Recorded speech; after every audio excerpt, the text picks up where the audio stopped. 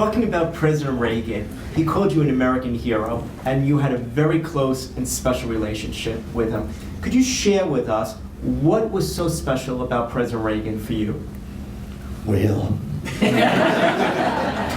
don't screw this one up, Ollie. I had the great pleasure of working for the president that changed the world for my kids and grandkids. I didn't have 14 grandkids then, but I do now. And the world that we live in is a better place today because the Soviet Union no longer exists. He called it an evil empire. And I know there's a lot of different people that claim credit for writing those words, but he wrote those words. And they circulate a speech around to the various agencies of the government, and everybody, not everybody, but some agencies would say that's got to come out. It's just, you can't do that. Point to the wall and say, tear down this wall. You can't point to that gate and say, open this gate. You can't do that. Well, he kept putting it back in, put in the words evil empire. The thing I admired most about Ronald Reagan is that he never let the press, which quite frankly did everything they could to diminish him. I mean, I can remember reading stories when I first went to work for him in July of 1981 when he was being described as having narrowly missed being killed.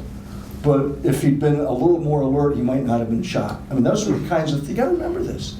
They slept through staff meetings, that he didn't get up in the morning. I was a staff duty officer on more trips with President Reagan than I care to count, because once everybody found out what it was like to fly in the old Air Force One, once they got their little ticket that said, I flew in Air Force One, nobody wanted to again, because the staff seats were three abreast, tiny little aisle in the middle. That was a 707, not a 747.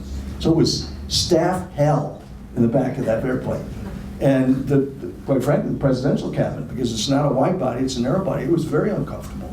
And so I made a lot of trips with him. I was there with him and when he did things that people, quite frankly, tried to diminish. I mean, I never saw him get a national security briefing. He got a national security briefing every single day, and I never, ever saw him get one after 8 o'clock in the morning. And he stayed alert for every meeting I was ever in with him, and there were scores of them. And so I came to have this enormous regard for a man who was changing the world for the good, and he never let it get to him, what they were saying about him in the New York Crimes or the Washington Compost or I mean, he just didn't let it get to him. He really didn't. And it was great to have that kind of lesson because, eventually those same guys were lined up in front of Mrs. North's house. And I used to come out that gate in the morning, and Sullivan, my lawyer, God bless Brendan Sullivan, the guy that sat next to me, none of you girls remember this, but I was invited to chat with some members of Congress in the summer of 1987. No, I was subpoenaed.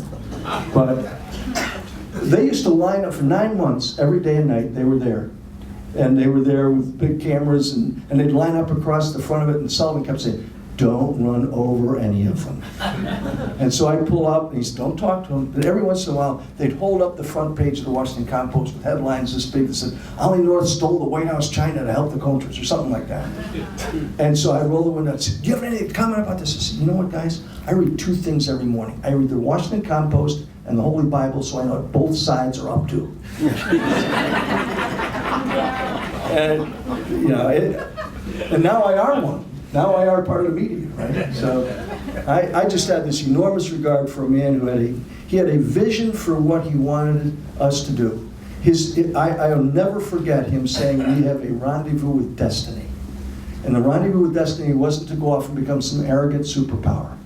But what he did was to lead America in a direction that if you look at some of those speeches, and I think, Josh, do we have that, the veteran speech on the website?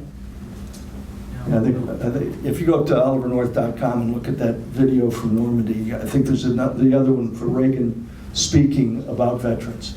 And if you got a dry eye at the end of it, your heart beats different than mine.